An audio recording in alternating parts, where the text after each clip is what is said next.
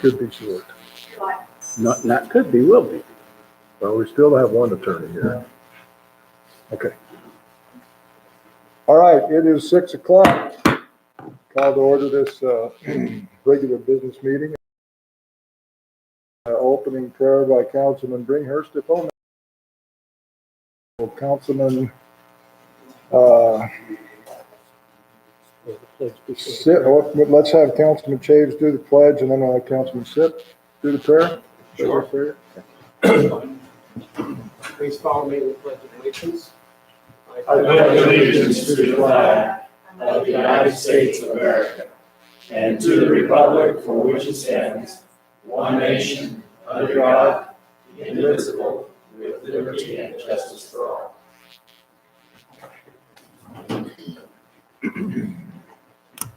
Our Father in heaven, we're so grateful that we could come together this evening as a city council and as a member of the city. I'd like to thank you for the moisture that we've received with the snowpack in the mountain.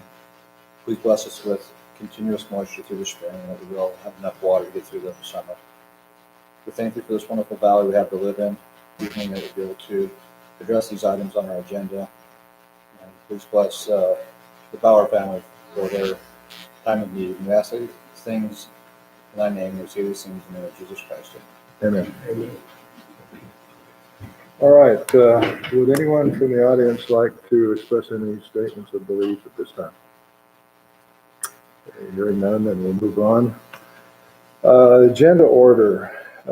This evening we won't have Councilman Bringhurst with us, who is a presenter on item number 2 and number 5, so we will need to table those 2 items. And also, we needed an opinion from our attorney on item number 1, who wasn't able to be with us tonight either, so we will be tabling that one. Are there any disclosures of conflicts of interest from the council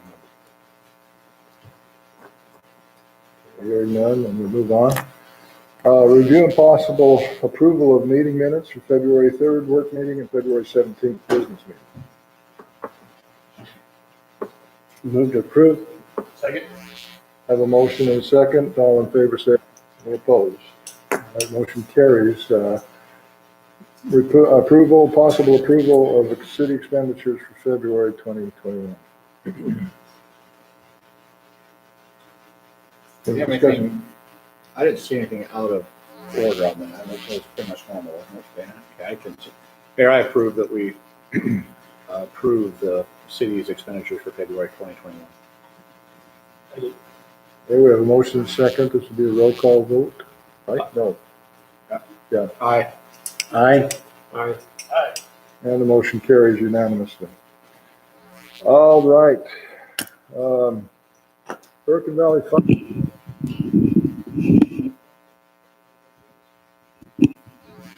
Thank you. Just a couple of things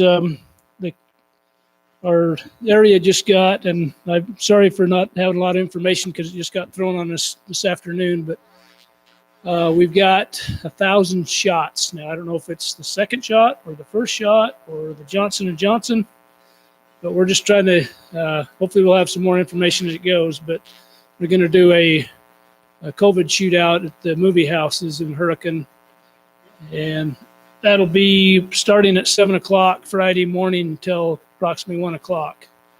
So if, just kind of come in. But what we're trying to do is Hurricane Family Pharmacy, Cliff Holt and them are the ones kind of doing this, and we're assisting them with people to help with the shots and being standby there and helping out with that. So what we're trying to do is get that out. I encouraged them to maybe try to do the reverse 911 if they can. I think we're going to try to get Lynn Exel involved and put something out. They've got 1,000 shots, so I'm wondering if it's a Johnson & Johnson, because you don't want to open up 1,000 shots of the others. That's got to be cold. So that's what my guess is. I don't know yet. Like I said, we're just trying to throw it together and get people vaccinated.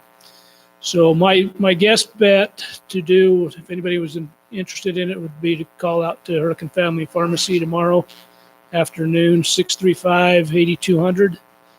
And, if you know people that are looking for a shot or the shot, that's what I said. It's hard to say if it's the first, second, and you got to have the right shot if it's your second shot. I'm assuming that's the way they've got it worked out. So that's why I'm hoping it's a Johnson & Johnson, the one-time shot. So just be aware of that. And that is coming for Friday morning till 7 to about 1. They'll do a drive-through. So I think what they're trying to do is we're trying to get the information out so they can actually get online, fill out all your paperwork. You bring your paperwork and drive through and get your shot and go right through. Just a heads up on that. And talking about COVID, I've been dealing with COVID this week. Not me personally. My mother ended up in the hospital with COVID pneumonia about a week after her initial shot. So again, we're talking about shots. I'm not going to say that's where it came from, but we all got our own theories. So I took my test today, and I just can't pass on the positive side of that test, which I'm glad. Yeah, just too hard-headed, I guess. So anyway, that's all I have. Unless you guys have anything for me. Yeah, drank out of the ditch up on the mountain. But so did Lance. You have any questions for me? Mr. Versamek. Yes, Mayor and Council. It is starting to get busy in Tokerville. For next week's staff meeting, we already have 2 nightly rental applications on the agenda. We also have a conditional use permit on the agenda. And tonight we received an application for a preliminary plat for Wall to Wall as second phase of his subdivision. So things are keeping us busy. Huh? Yeah. Yeah. The subdivision's name is Parkside, I think. I think that's all I have for you, gentlemen, unless you have something for me. There's a cat in here. Is he going to go in over here? Yes. Yeah, you came in just the nick of time. Well, let me start off with my apologies for being late. In our last meeting, we had approved 5 conditional use permits. We approved 2 conditionally upon their getting their business licenses current. Excuse me. We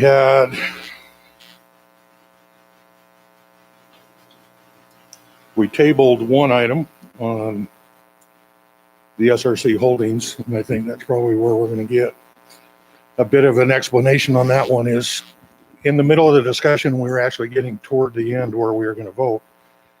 The applicant brought up that they had changed the plat. And he said, although it wasn't a big change, they had changed it. We felt right before we're to vote that trying to review a plat that had already gone through staff, that was not the time to do that. So we're going to have it. No.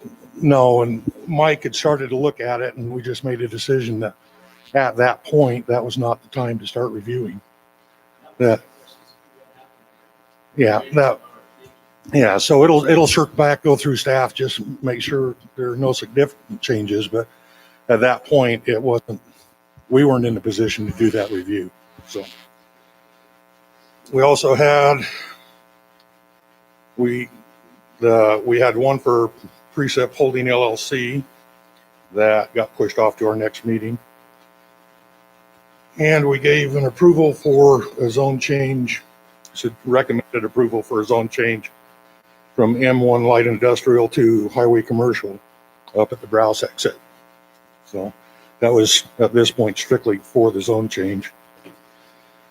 And we approved to send forward to the city council finally the MPDO ordinance that we've completed our changes on, and it's now in your hands. We still have a couple of other items, housekeeping items that I think we need to discuss because of some things that have come up, but I think it's a minor change from what the main body you're going to get is. So 2 other things that we're starting ordinance we're going to be reviewing is the PDO ordinance, which currently in our ordinance is pretty much an introduction with not much. underneath that. And also the sign regulation ordinance to try and make sure it runs concurrent with what's in our commercial design standards and try and clean that up a little bit. I was late because I had several citizens contact me about a piece of heavy equipment that was dropped off at the end of Westfield that they were concerned work was going to start up in there. So I went looking.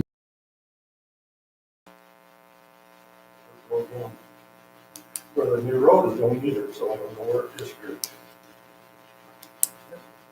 Anything else for me? Thank you.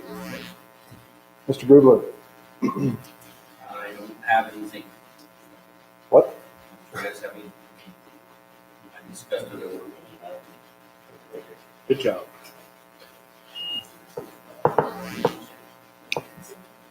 All right. Our attorney's not here tonight, so we won't have his presentation either. Presentation from the county on the vote by mail process. My name is Melanie. I'm the election supervisor for Washington County.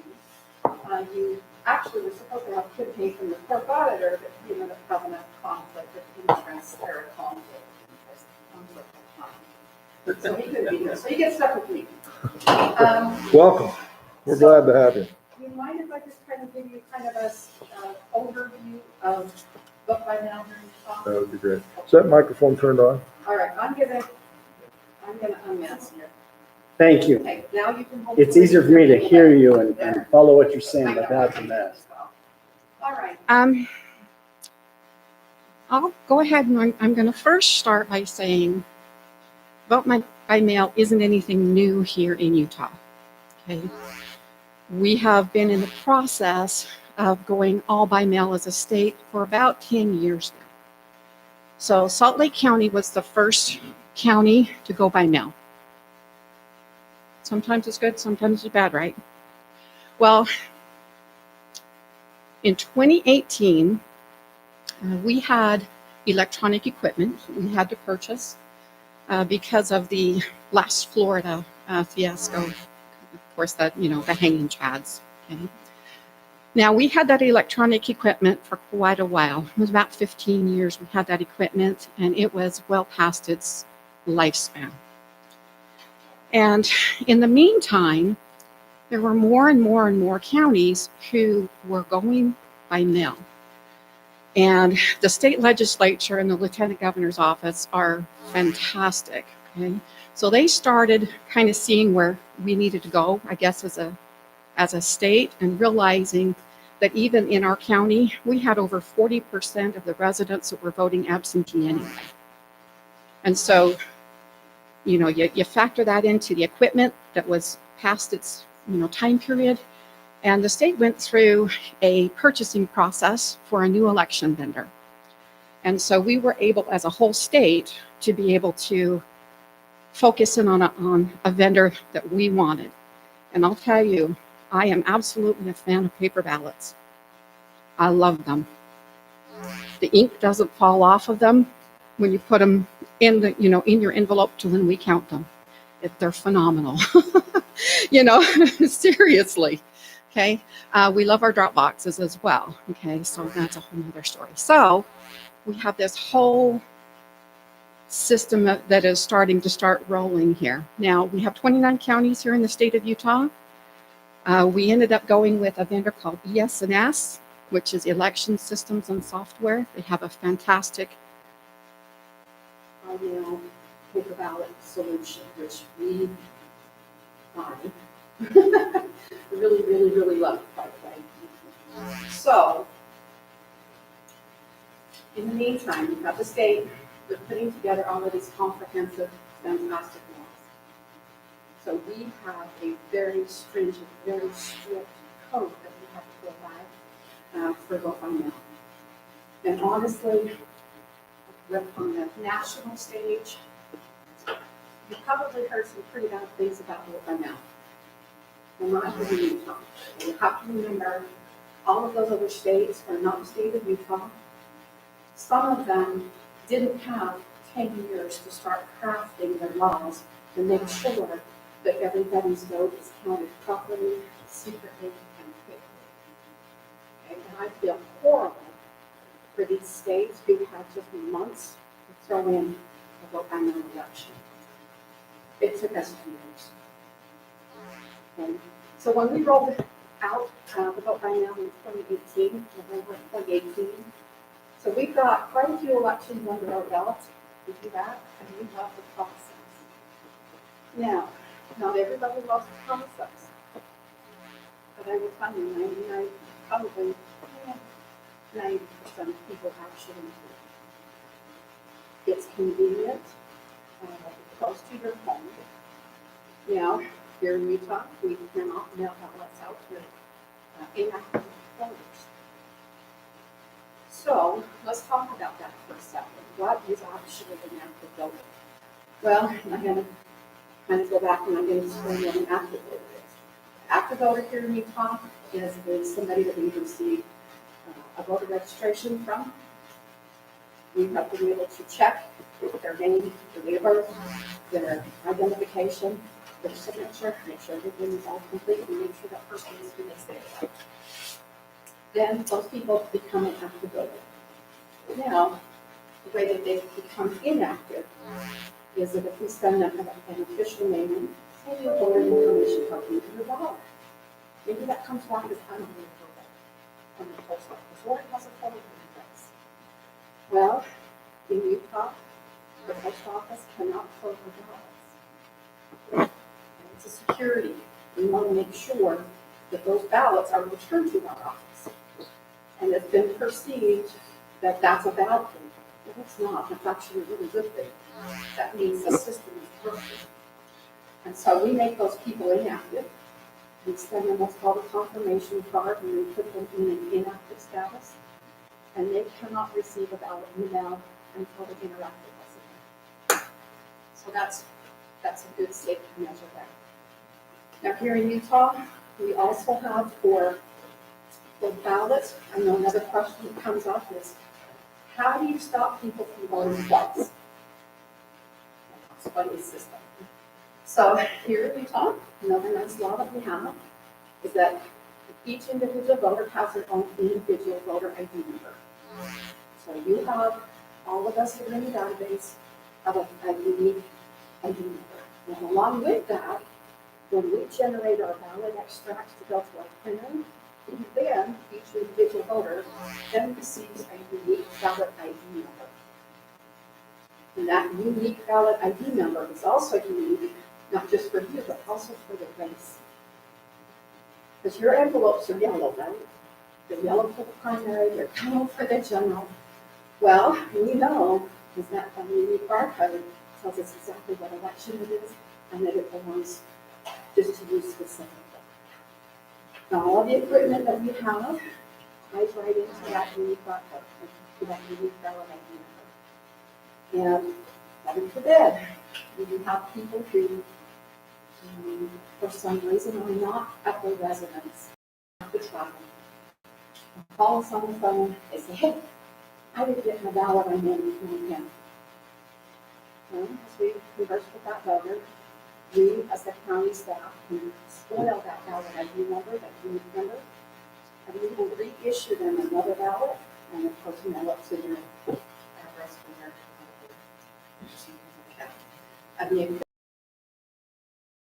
So it does happen occasionally. You'll have somebody that will send in that spoiled ballot, and that becomes a rejected ballot.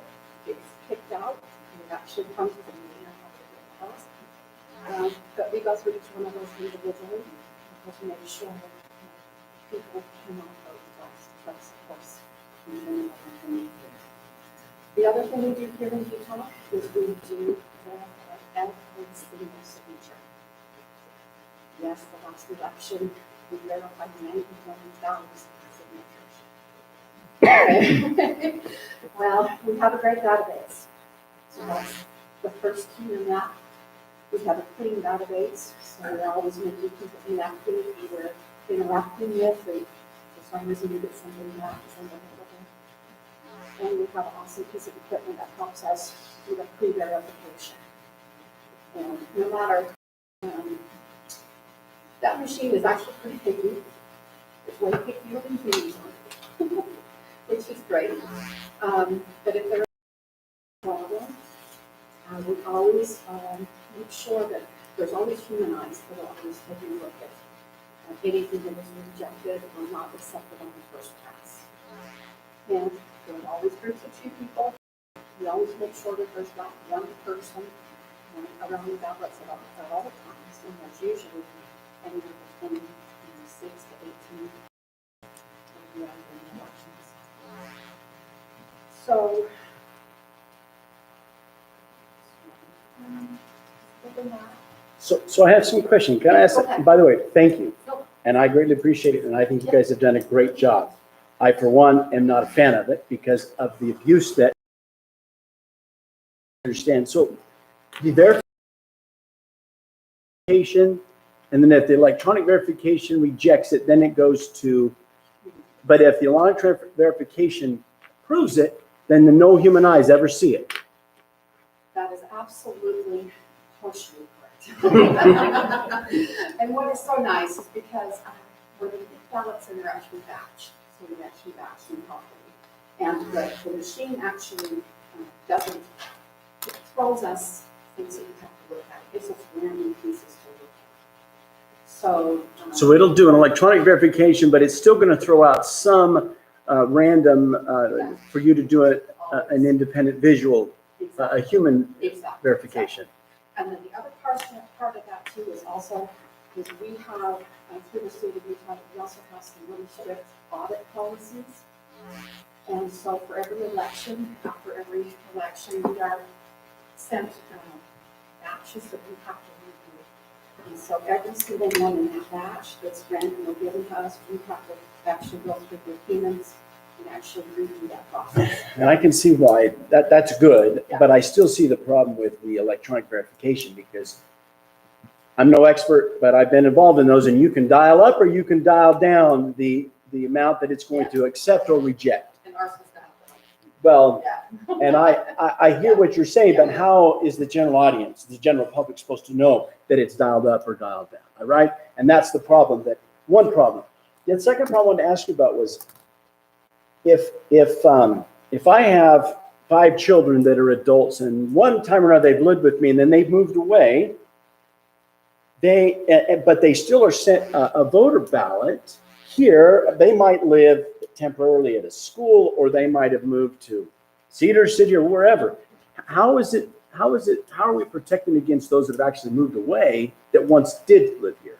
Well, first is if you move away from where you reside, you should re-register to vote where you currently live. And that registration would kick it out? Mhm. So you guys are tied in with the state? Yes. Okay, that's good to know. Yeah, Okay. all of the counties are also together. We all use the same database. We all communicate all the time with each other. Pull voters, from each other's counties they register. So, number one, re-register if you move. The other question, If they're moving away out of state, even you're connected? out of state, we have some ways that we actually do get reports from other states. Has not removed the record, then yes, then we remove them from our other correspondence. So yes, I can't say that we get everybody. We do what we can for doing. Now, the other question is college students. College students, I would say the proverbial, I love them, but they get so excited to head off to college that they forget they registered somewhere. But it is up to the student to decide where they desire to go. So if they're up there, up north, going to school, or they're registered here, well, we'd like to send them an absentee ballot. We'd like them to tell us that, so we can actually send it to them where they're at. Or if they choose to register with us, then of course we want them off of regular rolls and register. So I think the answer then is, unless they've registered somewhere else, they're going to still be available to vote They here. will, until post office or a resident lets us know that they're, that they moved. They set up, typed into the and deliberate on it. Well, I think you've done and I say you, I'm talking the voter, whatever the division you're calling it, I think you've done a good job at minimizing the potential for abuse. I still hate it. I still think it's wrong. I still think it goes, I don't even think it's constitutional personally, but that's my own opinion and I'll keep it to There we go. myself. Well, I will suggest, I know that you guys aren't required, I don't think you're required to have a polling location on election day. But we love doing that. We love giving our voters options. I know it was just the Dixie Center this year because of COVID. But we tried really hard to make sure that everybody who at least wanted to vote in person could. Now, of course, that does come a little bit of expense for the town to do that. But we think that that's the right thing to do. That's what the best thing. So It depends on what class. It depends on what class of municipality. So do you happen to know if we have the option as a city here to in-town voting, in-person voting? You can have in-town voting, but you're still going to have to vote right now.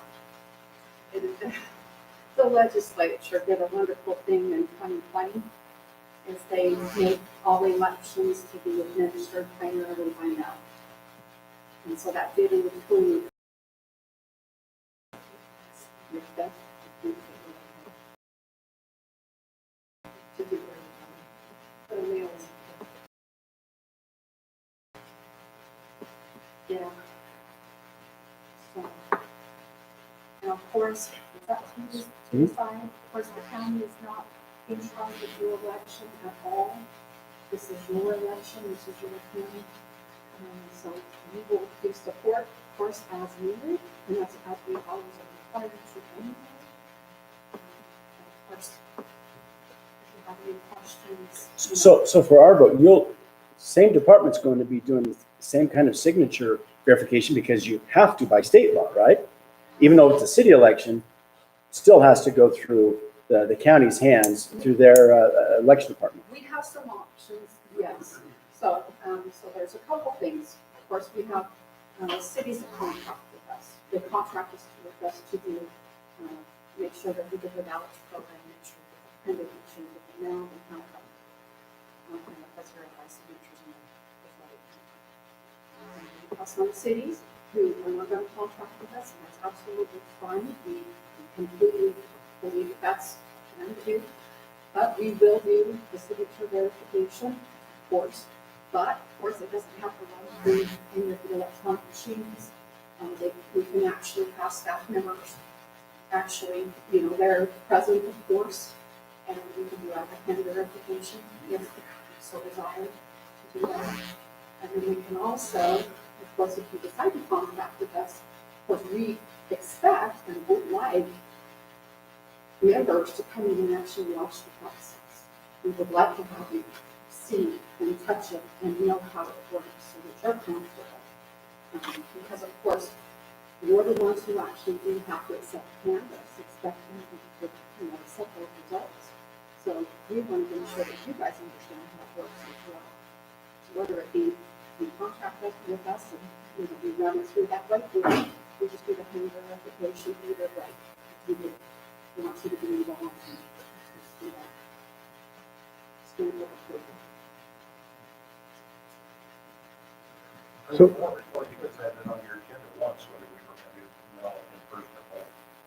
For the discussion item. It was just a discussion item. Yeah.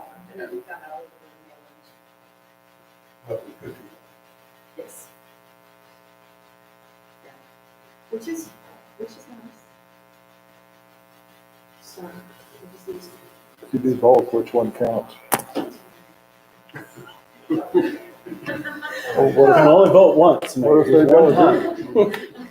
you vote more than once. You don't know how to smack you in the mouth.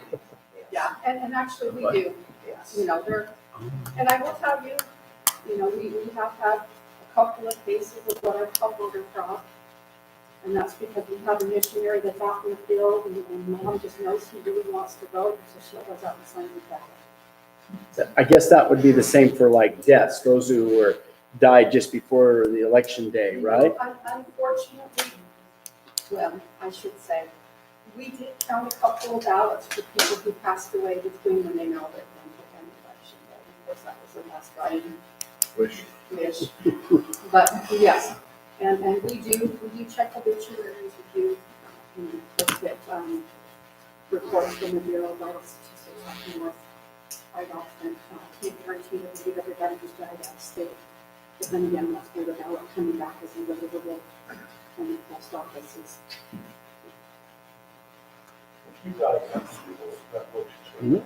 Oh, yeah.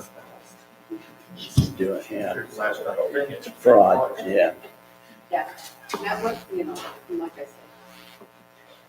Those are the reasons why I just don't respect it. I don't think it's fair. I don't think it's right. I think everybody on election day, they got to show up and show their ID and cast their vote. And that's what our Constitution is based on. But this whole system of setting up, I do not appreciate it. I don't like it. And just so you know, don't feel singled out, because he's like this almost by him. Oh, no. I am a very nice guy, Mary. I told her I thought she did a great job. I lived through a presidential election under a pandemic with horrific news media on all sides.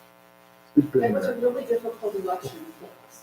I'll bet it was, yeah. People that have been voting successfully and happily by now for years, all of a sudden went, you're a criminal. I mean, phone calls for phone calls. So, Absentee ballot. Those are legit, but vote by mail, there's a big difference in the two. No, they are not. No. There's a big difference in the two, but I'll leave it at that. we do lots of testing. We actually do have public testing. So we have a very thorough testing process before we even consider counting. So, yeah, we make up our own test ballots and help them through resolutions and make sure that they all have the same results.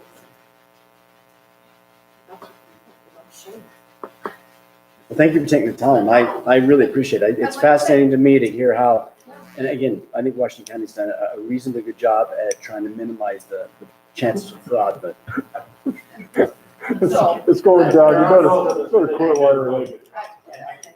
Hey, I actually, out of 9,000 successful ballots, we actually did get 2 thank you cards, so that for us Two. that's a win. That's 2 more than we had last time. You can have you come up to Georgia and trade them. I feel bad for them, but the residents out there in those communities, in those cities and the states need to have their laws changed. Unfortunately, we can watch the train wreck, but there's nothing we can do. So, I don't think the laws have changed, they just changed the rule. yeah. I'm assuming that one of those might be Joseph's, not yours. It could have been. I don't know, because a lot of people mail things for me, so I don't know. I mean. Moving right along with business. Because a lot of people mail things for me, so I don't know. Reach out to us if you have any other questions. I mean, we're here to help. So, and residents as well. I mean, that's what we're here for. Thank you. Thank you very much. All right, we will move into the public forum portion of our meeting then. If anyone who is present would like to stand and address the city council on any item that is not covered under the business section of this meeting, you are welcome. Now to come to this podium and tell us your name and your address and state your business, and we will listen to you for 3 minutes, and that's it. It's time to discuss the items that are on business. That'll come when we bring them up in the business section. Although, Mayor, if I may, we're going to table some, right? And so, do we We want are. to mention what we're going to table now? In fact, Jake, just FYI, we're tabling 1, 2, and 5. The others will be heard tonight. Okay, would anybody like to address the city council? I'll do it. Good. someone turn on that timer. Start now.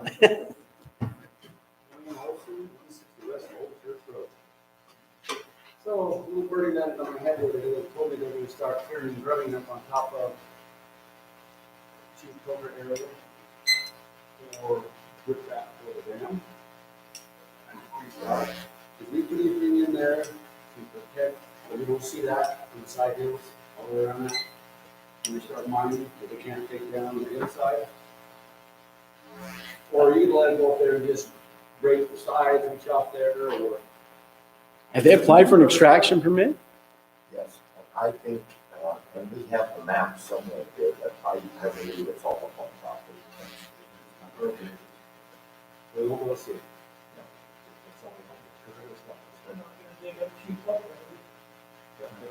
Well, they gotta do an art clearance before they do any of it, so they'll find the chief, he's up there. I was asked to locate that, but I'm not gonna do that for them, but that's why I heard about that. Put it on the news article side. Okay. Anyone else? All right, thank you, Wayne.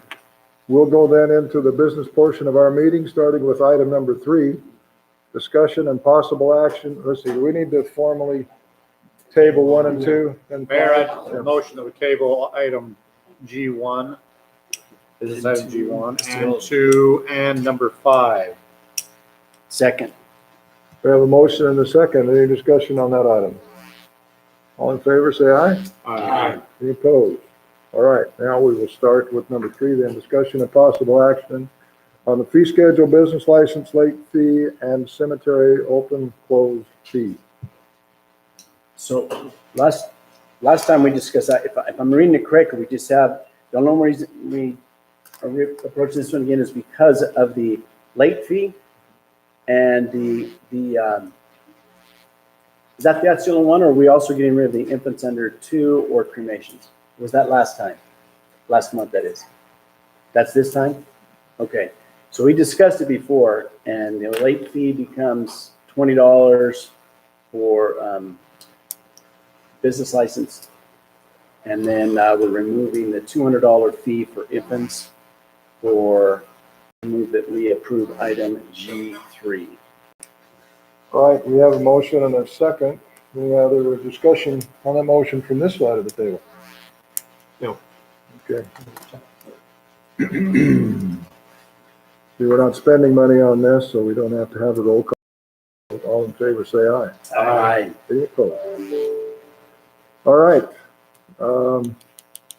Motion carries. Item number 4, discussion and possible action on the city administrator position. I sent out yesterday a couple of different copies of the city administrator duties and other related items, minimum requirement,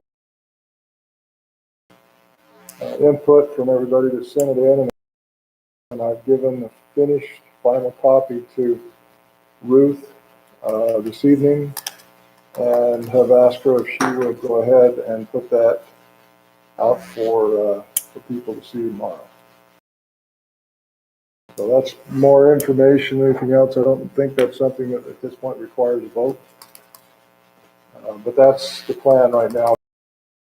Got a copy of it on her, but you've already saw it yesterday, so it's. Why are we going to keep the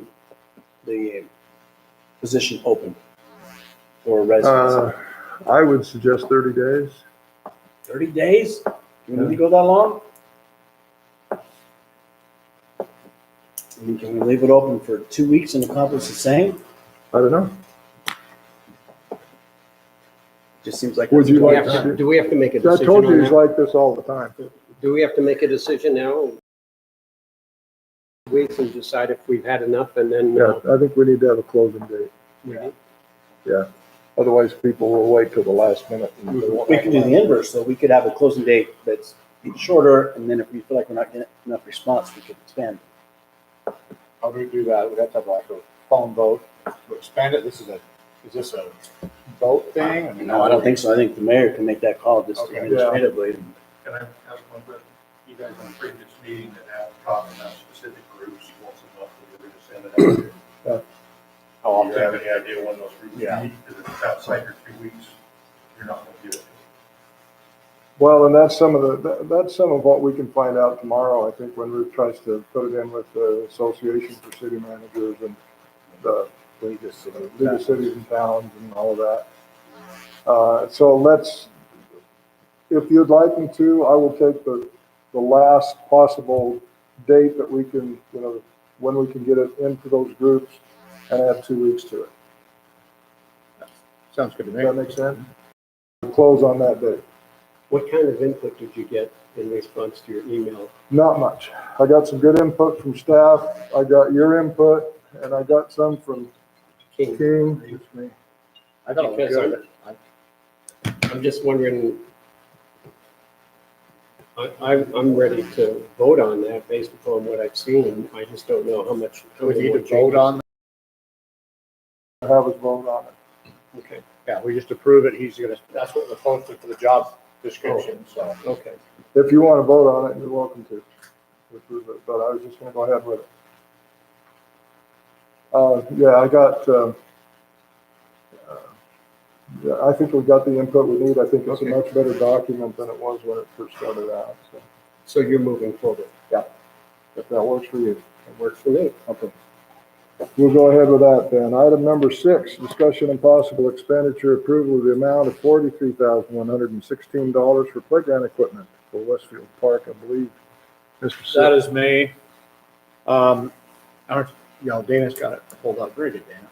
This is the playground that I would like to install down in Westfield Park. It's 46 by 52 feet, the actual size, so you know, for reference.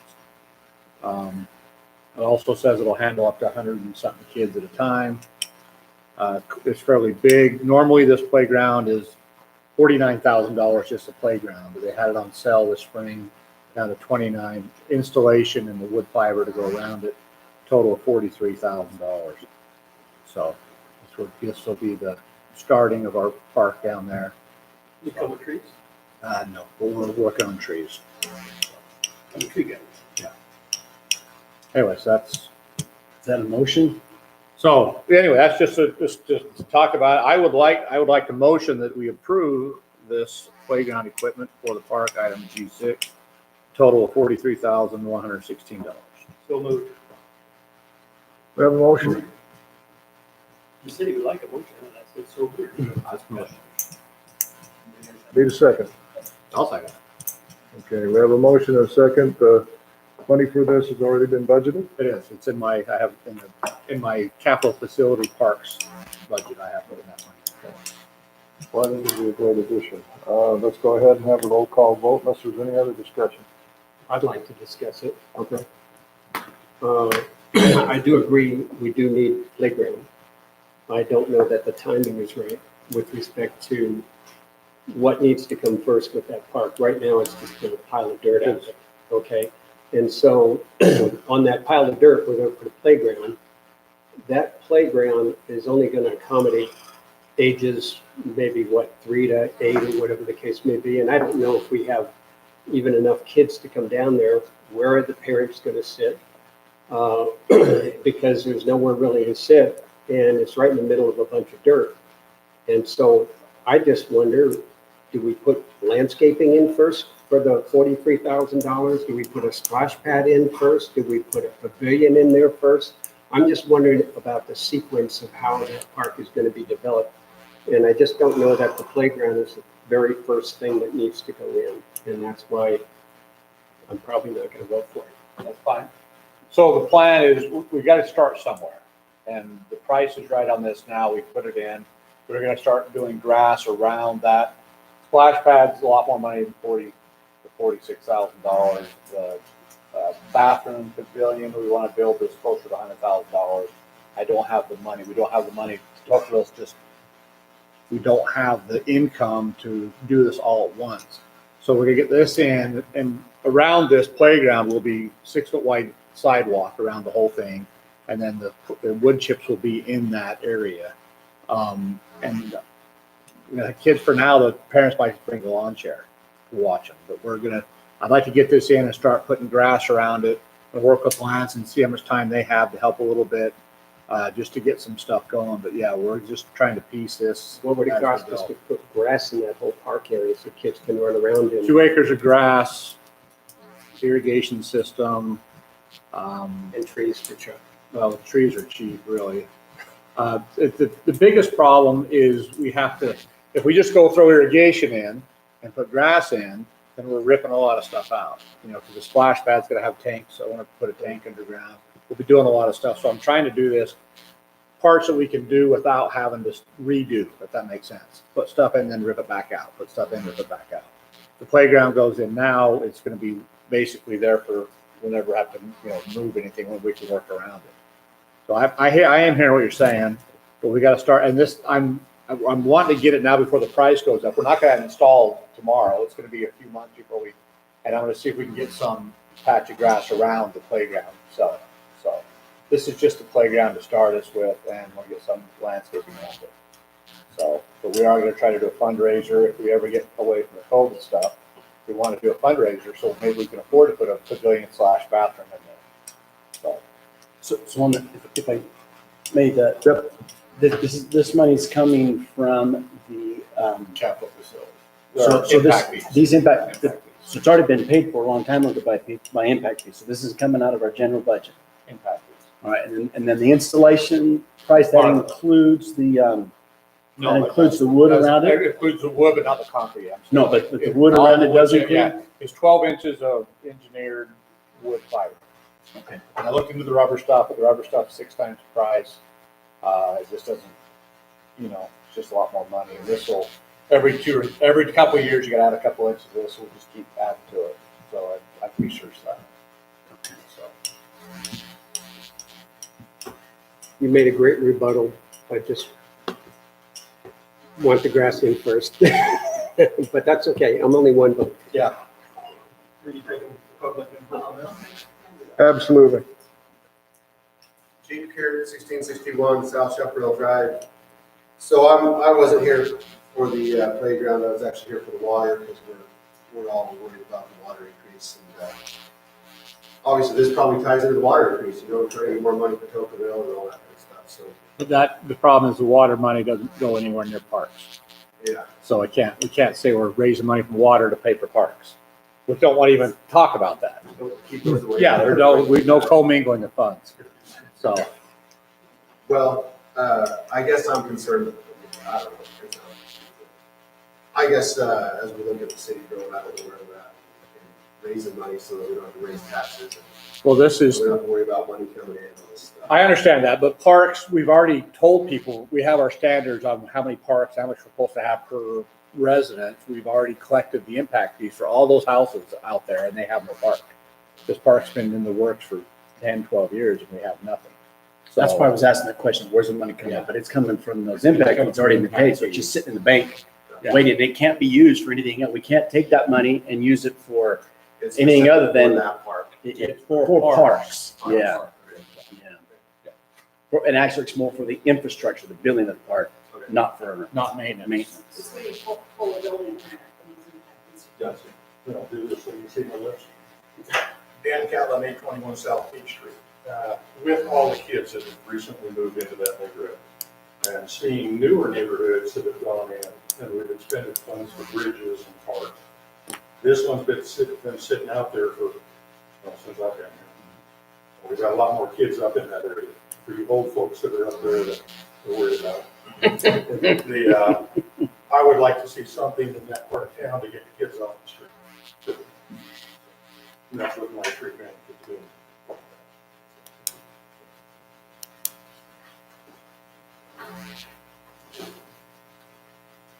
Sandy Cordova, 275 Hookerville Boulevard.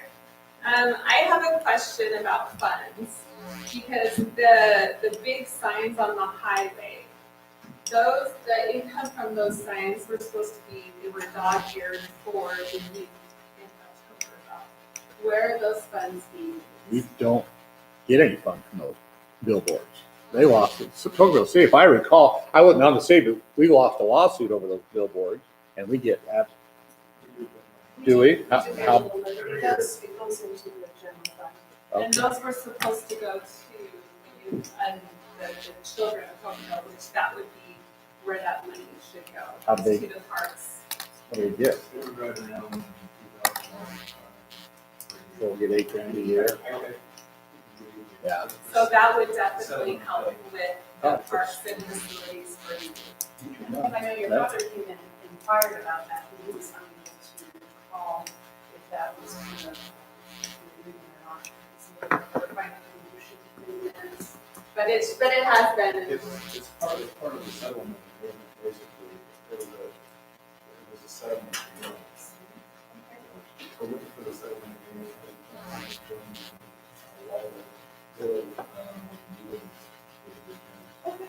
Oh, it's great to know. I didn't know anything about that, so. Also, Extra money. well, it's good to have the money from there, and then you can use other money. Yeah. That's it. Yeah, that's what I was kind of wondering if there was one.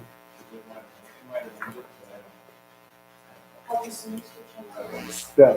Thank you. All right, anyone else? All right, we have a motion and a second. Call for a roll call vote. Aye. Benjamin. Aye. Aye. Push over. Motion carries unanimously. I'm doing it. If it's gonna happen, I'd rather get it at half price than full price. Yeah. He's always like that too. Okay, I won't go get it now. You All can right. Have your grandkids thank me. Item number 7, discussion and possible action on the city meeting schedule. Anybody come up with any good ideas on that one? I don't know, man. We've gone round and round on this, so I don't know where you want to end up. Well, what I would like to end up with is a logical progression through the city that somebody can start at the beginning and not have to jump in between hoops on the way We to. talked last time, Mike, about having 2 staff meetings, and that might help. You know, we talked about that last. Well, the other thing Weeks we ago. could do possibly is free up other nights of the week and not have everything on a Wednesday night. That would give us a little more freedom as well. So I think the only claiming part of it is when we've got to put out a notice for a public hearing. Your stagger and your days. Right, we need to make sure we separate those enough, I but don't think the Wednesday is particularly an issue, but I think the reason we did that was easier for staff to try to keep it consistent.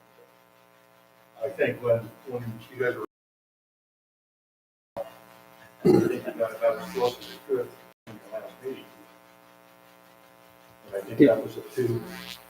Yeah. two staff meetings. Two off earlier in the week. go ahead, Mike. I think if the sole purpose of this is to try and move the development projects to faster, extremely busy.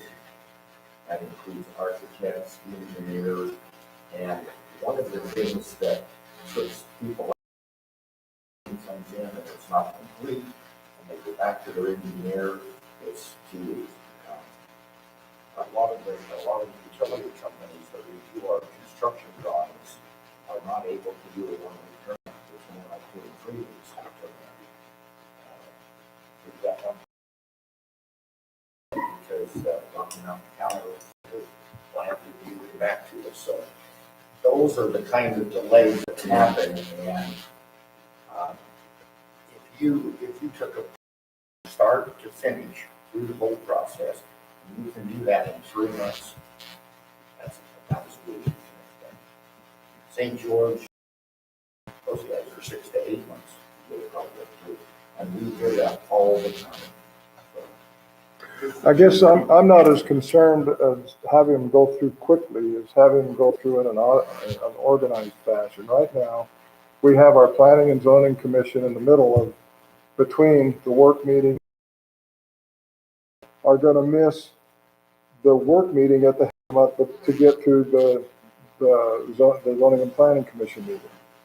If we could line those 3 up, I think would be better served and things would progress a little smoother. Not necessarily faster because things are still going to get kicked back. And that's why the process is there. I'm not trying to circumvent that. I just think we could organize it a little bit better so that it makes a little more sense when something is ready to go. Just my observation since I've been on the planning commission is the ones that take us forever is when we're debating back and forth over ordinances. I mean, it seems like that takes us forever to get through that. So far as the projects coming through, and the first one, the big one coming through, the two delays have not been on the city. They've been on the developer. The problem I had was trying to come in and we had the agreement, but coming in and getting the minutes from the planning commission in 2007, getting the minutes from the city council from 2008, just to try and make sure they were all running together and we knew what we were talking about. But I don't think that recent delays coming out of the staff, them not getting stuff back to us is the reason they missed the first one. And changes they made is what messed up on the second one. But we were ready to move. I'm not sure if our process is the broken part of this.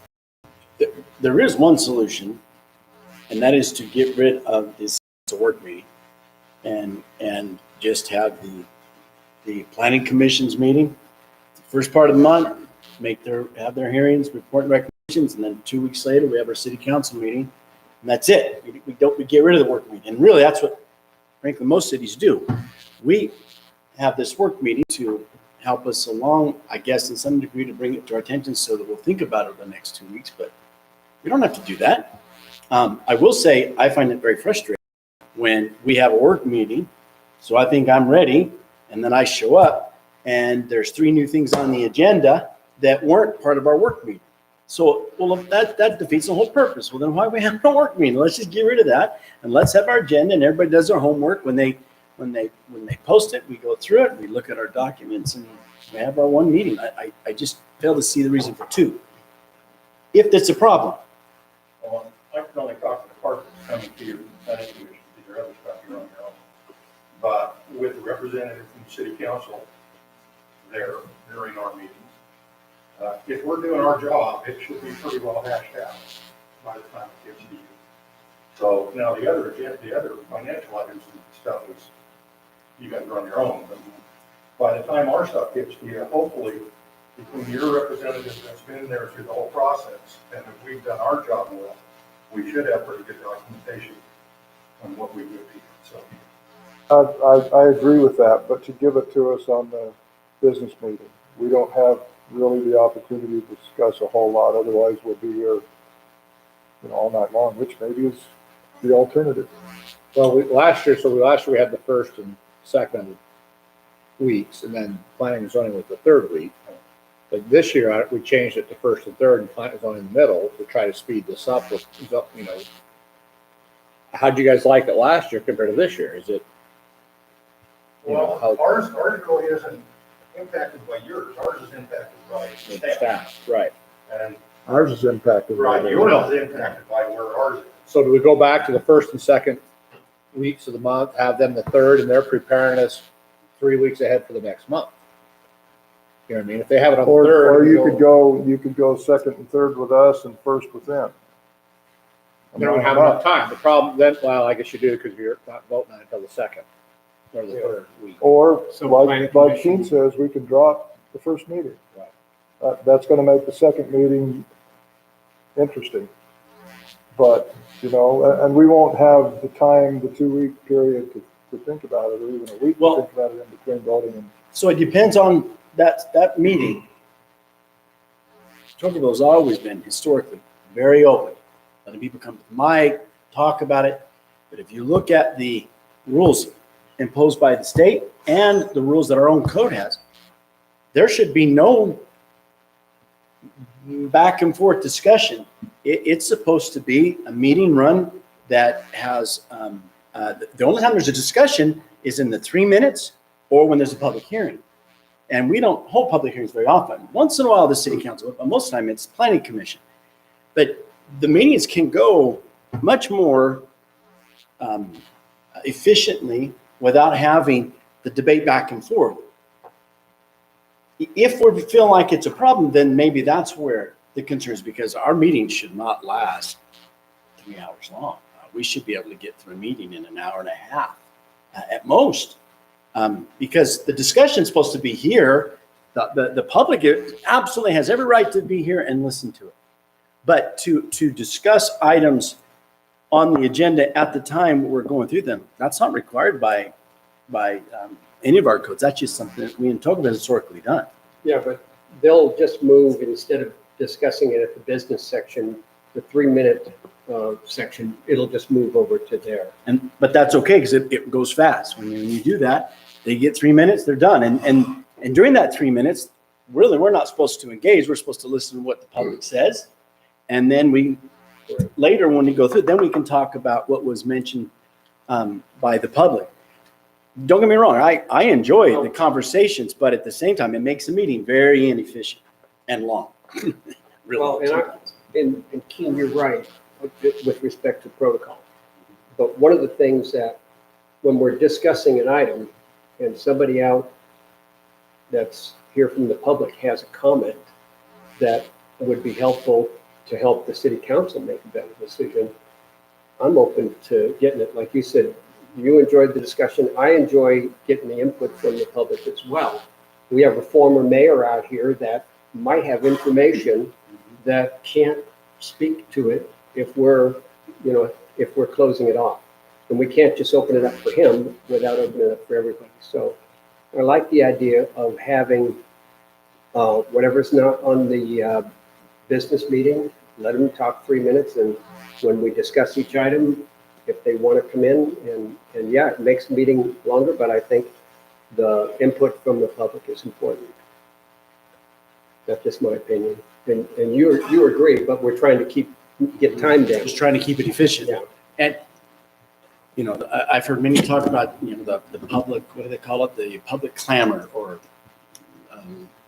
and that's really not supposed to have an influence in the course of the meeting. There's case law to talk about it, but it's always nice to hear what people have to say and hear their opinions, and sometimes it helps us make a more informed decision.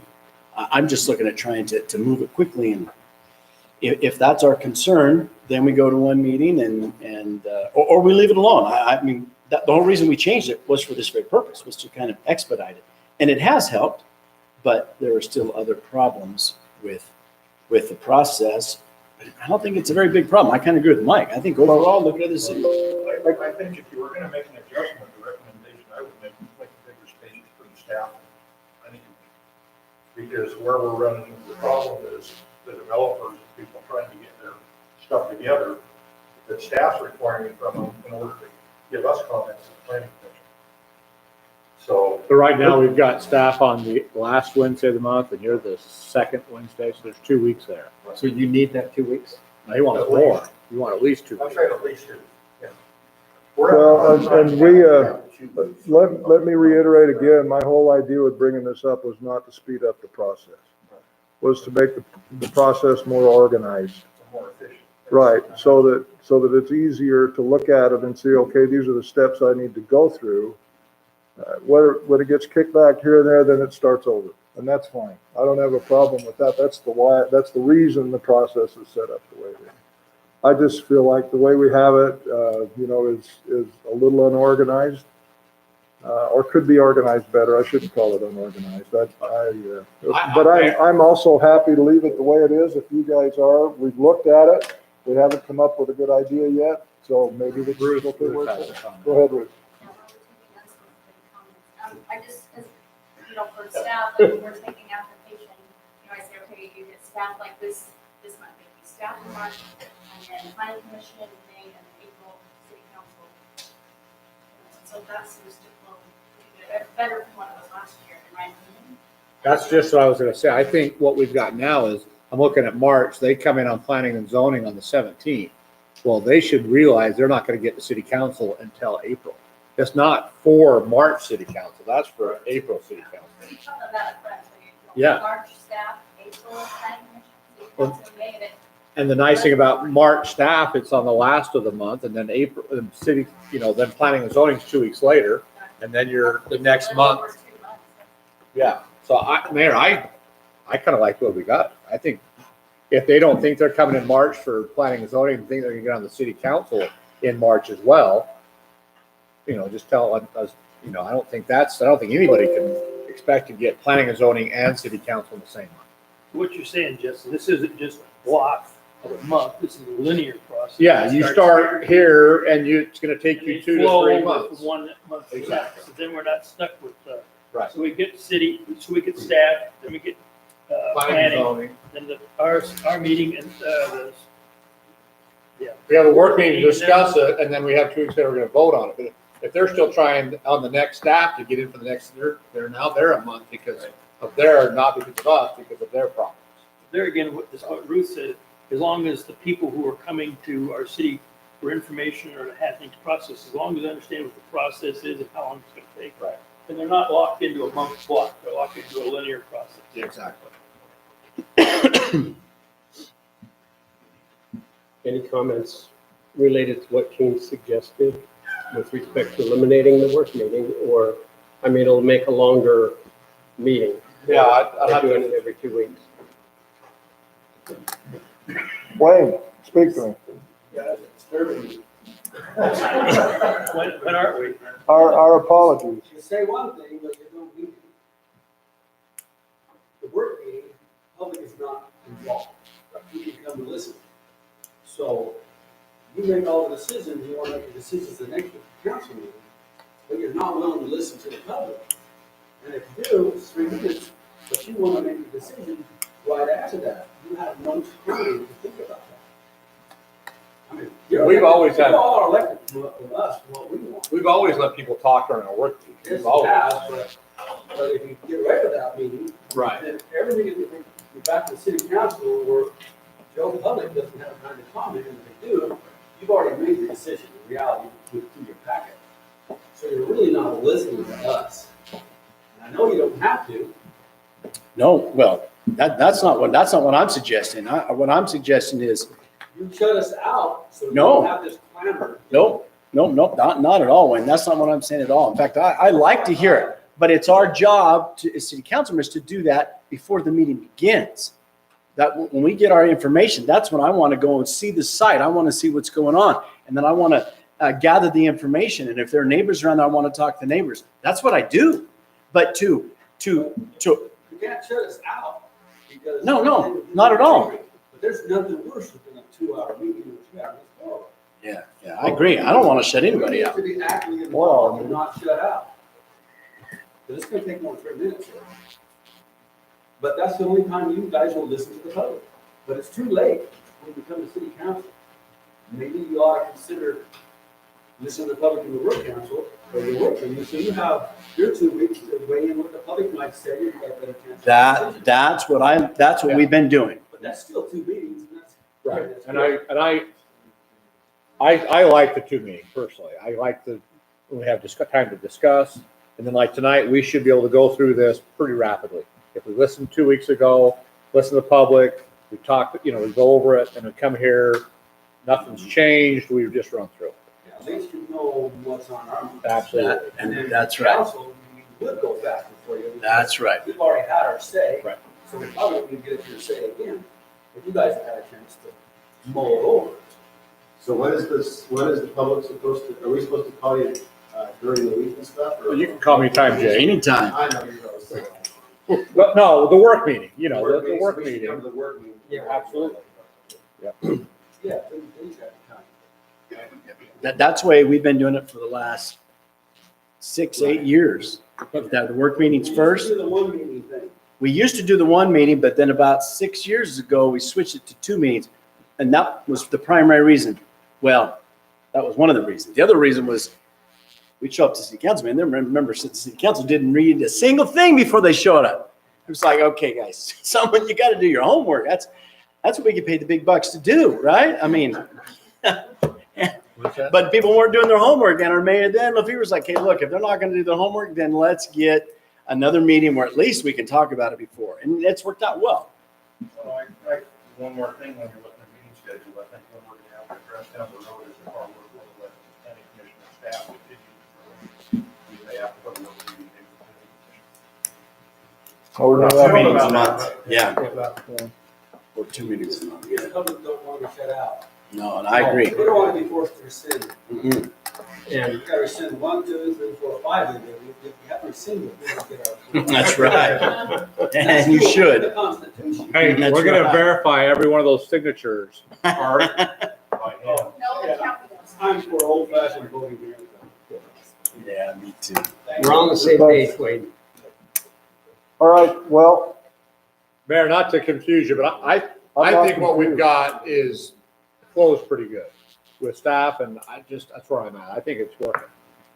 If I might make a suggestion, you might let this go for 6 months, see how it works out. I mean, we just barely got. Yeah, into it's this. the third month. Yeah, so if we gave it 6 months to see how it works. Okay. So we need this possible action. I guess we don't have to take I action. don't think so. Okay. All right, we'll leave it the way it is. All right, that takes us to council reports then. Mr. Sick. I was a little busy this morning. I wanted to ask you, how was that Zoom trail meeting for Toker Falls? Did you join in on that at all today? Yes, I did. I was present at that. We, of course, set up another date for another meeting. I figured you would. Anything get resolved? 24th of this month, next Wednesday, we're going to take another little field trip with some of the county folks, look at the right-of-way on the road on the way up. We talked about the possibility of making Hall Road the starting point, taking traffic out of the city for that.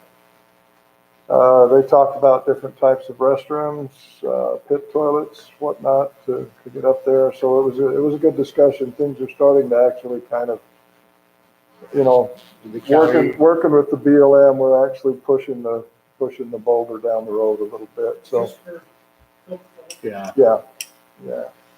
So it was a good meeting. They're talking about road maintenance at all. I mean, that's. Yep, they did. They also talked to us about whether or not we want to de-annex. Right. I know the county, Councilman Iverson is talking about de-annexing that Yeah. road. And give it to the county. He said they'd take care of it, but I just don't know if I believe that. Victor and I are gonna work over that. I've got enough blackmail material on Victor. I can plug him in with something. Yeah, that's, we're still mid-discussion with that, but we're farther along than we were 2 months ago. So last year, we were looking at trying to limit those that were going up to Tokerville Falls.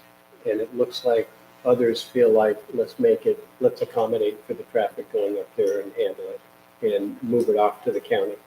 Is that what the Well, direction is? Part of the issue with moving it off to the county is Tokerville loses its voice. So we got to work out a way in which Tokerville can still have some kind of regulatory voice in what goes on with the happenings up there, so that you don't get overrun. It doesn't turn into, I shouldn't even say it, it's going to turn into another Canary Falls anyway. It's been discovered. You can get it on Google, and they'll make you hike up from the bottom of the hill. Yeah. Anyway, what we can do now is probably Band-Aids and try to keep the sanitation issues where they need to be, and just mitigate it as much as we can. Yeah.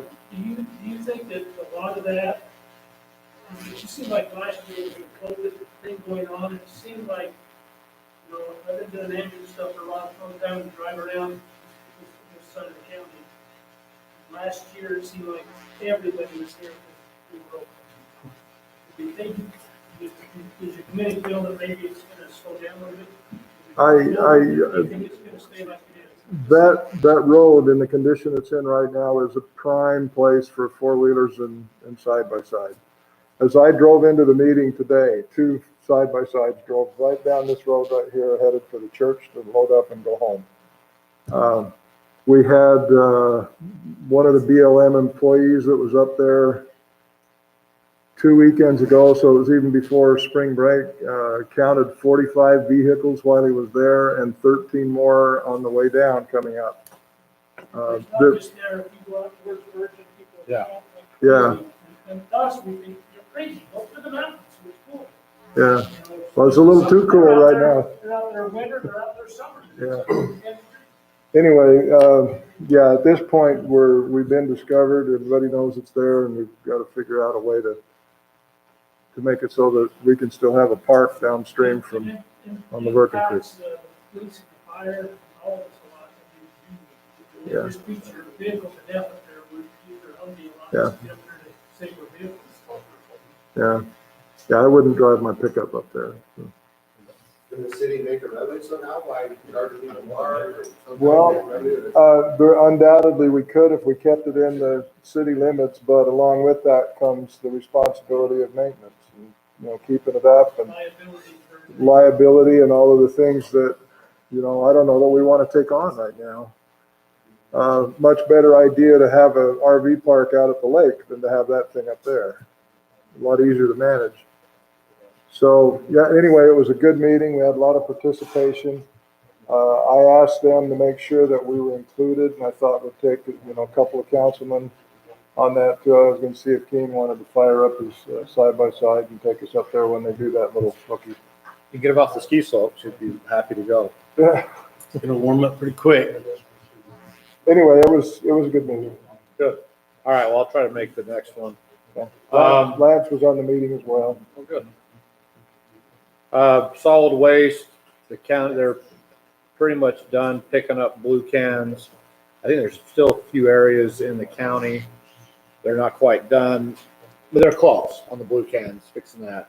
They have redone some routes. So I don't know if you noticed, our Tocqueville's been a little bit later the last 2 weeks on pickup, so. Which is nice, because if you leave it out there all night, Wednesday night is when the wind blows, exactly. So that they've had to add a few routes. They've changed routes as we're growing, and they're having to add some. They're still trying to get everybody on the same day as what we have been. There are a couple areas in the other part of the county have changed days, so I'm glad we didn't change. The sewer district, we're going forward with design on the Confluence Park. A couple of us are going to go to Mobile, Alabama in a week and a half to look at this new technology sewer plant they have. Small footprint, no odor, low on cost as far as electricity efficiency. So they have one up north, one similar, but there's one in Alabama, it's a little different design. So we're going to fly out one evening and then fly back the next day. So we're going to look at that system and try to decide if that's what we're going to do with this new Confluence Park. So that's pretty exciting stuff. Just for information, it's much cheaper, and the end product is a much cleaner product for us to use. It's not going to be drinking water, but it would certainly be real good secondary water. Yeah, it comes right out of the new. The nice thing is there's no odor. There's little noise. No big sewer lagoons. There's no smaller footprint. Very small footprint. They're going to put it down by Confluence Park. You won't be able to even smell it. When the water comes out, we put it right in a pipe and put it in the irrigation. So, and we're finding out that we own the water. So we talked about this before. We own our wastewater. So as it comes to the plant, we can reuse it. So we're figuring out how to do some stuff there. We're going to sit down with. We've talked to them with the Washington County Water District, the Ashton. I guess that's Anyways. Water Conservancy. Water Conservancy, that's what I'm looking for. Water Conservancy about maybe doing some trade when it comes out of our, instead of pumping it back up to Tocqueville, we'll give it to them, then we'll get some more water up above town. So we're discussing some ways to get some more irrigation water out of our sewer. So, yeah, I'll have a better report on that new sewer system next month. So, anyways, that's all I have, Mayor. Okay, Mr. Ellsworth. I think everybody heard that we did get allocated money from the state for the bypass road. 16.5, I believe, is the amount. Three, I've heard multiple numbers. I've heard 3, 5, now 7. All right. So 16, north of 16 mil. And that's it's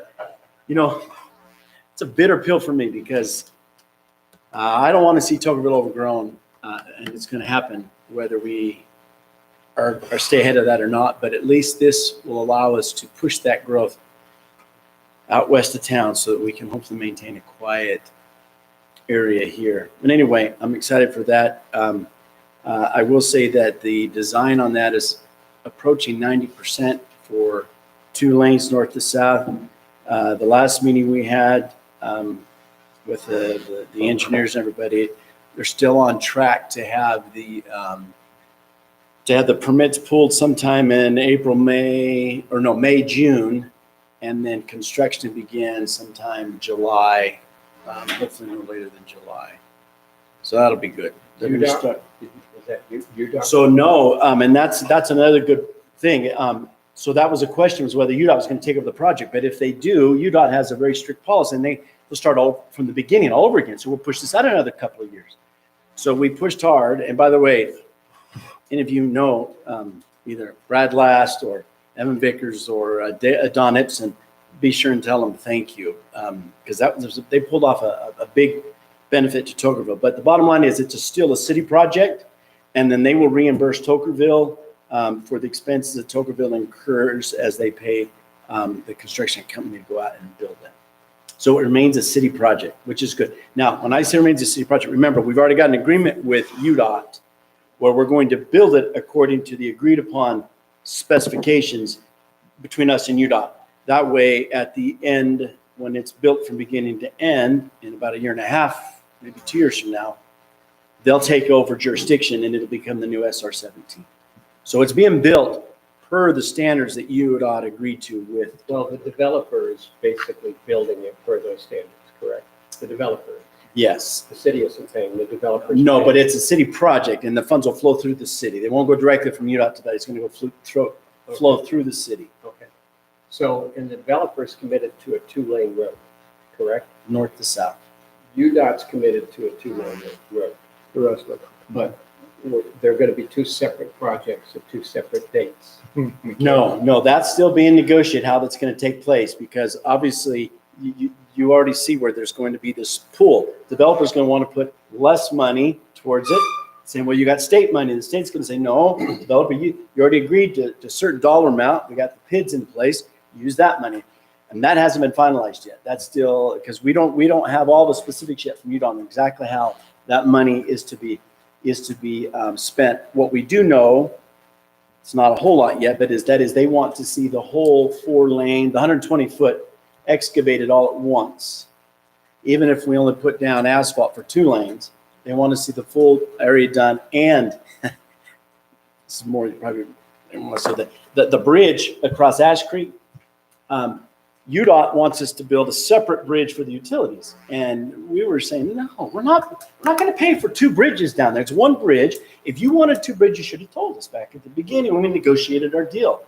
Well, now that they're going to come up with $16.5 million or whatever it is, we've agreed to not hang them on the bridge and put the utilities onto a separate bridge that is being designed as we speak. It's UDOT's policy. They don't want to see any utilities hung on any of the bridges. Is that $16 million going to require an environmental study? No, the environmental study's already done. It's all on private land. The only thing we had to do was show that there's no tortoise habitat, and that's already been shown. So there's no more environmentals that have to be done. So the 16+ million, is that coming directly to the city? It'll come to the city. And the developer, his money is coming into the city as well. Well, no, no, his money won't come to the city. If he uses the PID, which he doesn't have to, but because he could use the PID for other utilities. But that's entirely out of our control, other than our city ordinances. And that's a good thing, in my opinion, because then we don't have any debt on our books. And that debt is all being serviced by the people that are coming in and enjoying the benefit of that area. But am I to understand that you're going to work diligently, try to get 4 lanes done all at once rather than 2 separate projects? What do you think? I could maybe throw a little light on that. I was in the VTech meeting today too. And I asked specifically because they went over the House bills that appropriated this, and you have to know that the Tokerville Parkway was one of 4 projects in southern Utah that was on the bill. That's it. And it survived. So, like Keene said, with the legislators that were helping push that, they really did a great job. And they pulled it through with the amount of money that they were trying to get in the first place, which represents approximately half of the project. And, but anyway, so since it was out in the open, and I don't want anybody in this meeting to think we have the money, because we don't. Nobody knows how that's actually going to be administered yet, or when. It's on the books, it's there, but that's all negotiations between us and UDOT. So I asked the questions, where do we go from here? And UDOT jumped on that, and they are excited. They haven't been through this process either. So they're excited about getting into it with the city of Tokerville and trying to figure out exactly how this is going to work. And I get the feeling that they'd like to spend the money too. So that's going to be, you know, a big job over the next few months to try to figure out exactly how that whole thing comes together and makes a road. But it's there, and it's. And I guess UDOT still could, if they wanted to, jump out and say, no, we're going to take this project over entirely, and city, you're out of the way because this is going to be the SR 17. They could, I think, but right now that's not the intent. At least that's what I was informed by. That'd be pretty foolish to actually do that. With a construction team on the ground, to not do the whole thing while they're doing it, just, you know, makes no sense at all. But this is the government we're talking about, so that's no sense thing if possible. The only other thing I had to report on regarding economic development is Commissioner Williams, or Councilman Williams and I met with some representatives for the sports complex.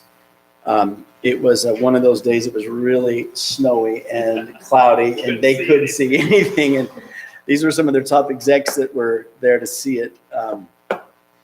But that is still moving forward. We did get a response from BLM that requested some additional information from the city.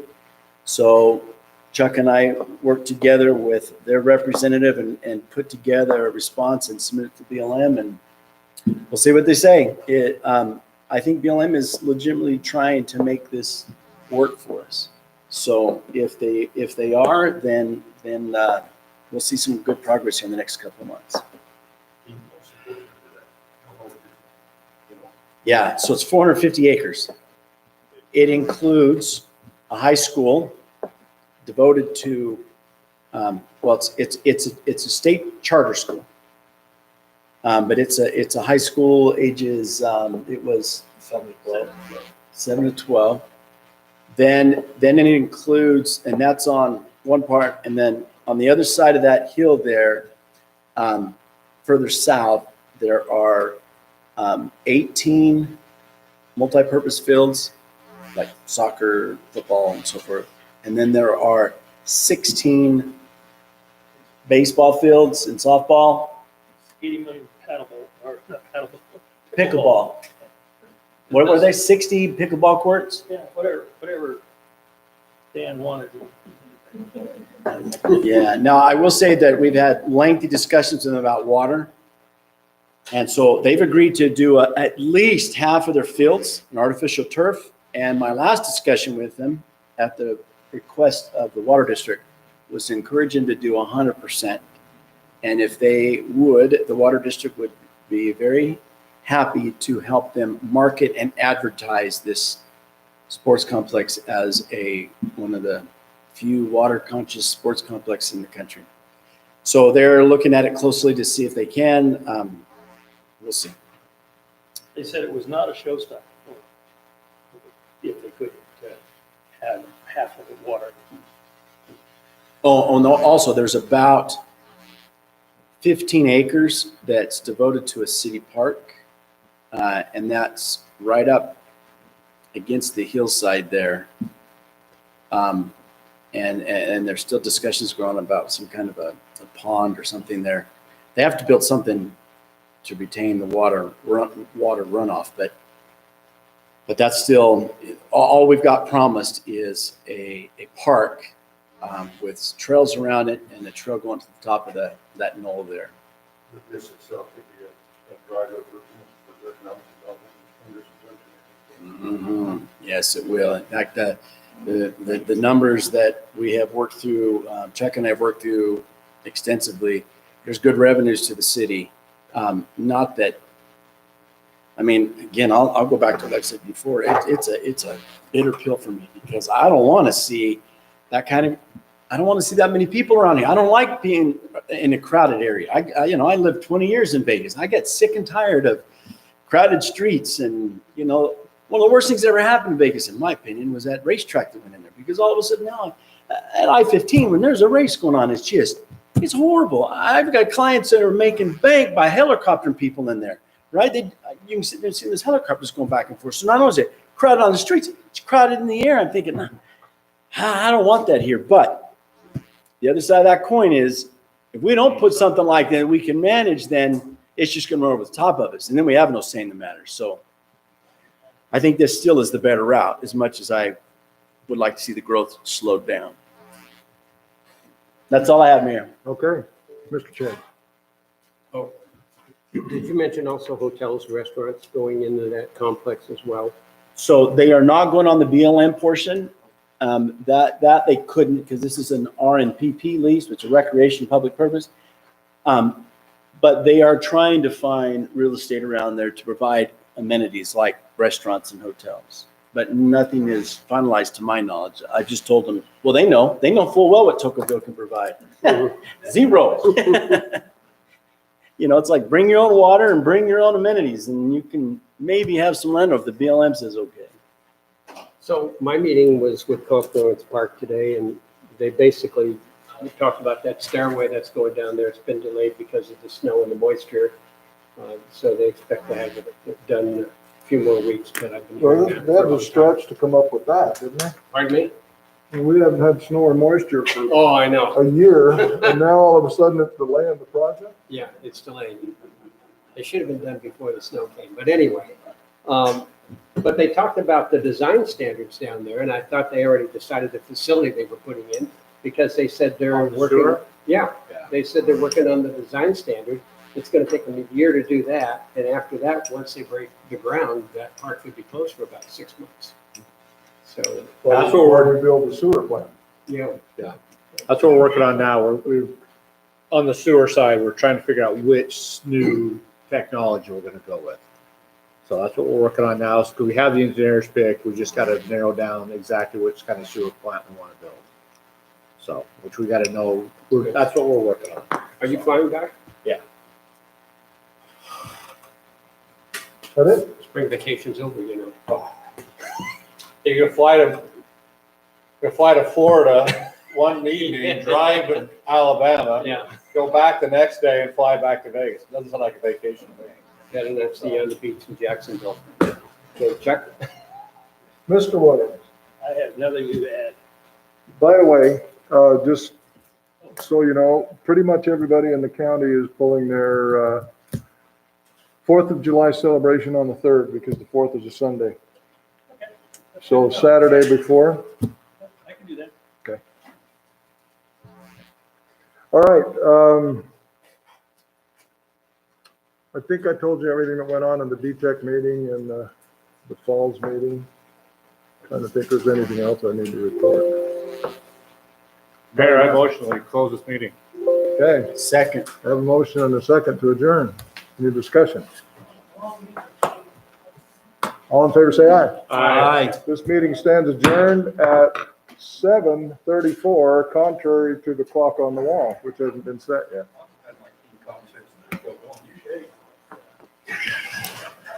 It took me a minute. He's got it in his briefcase.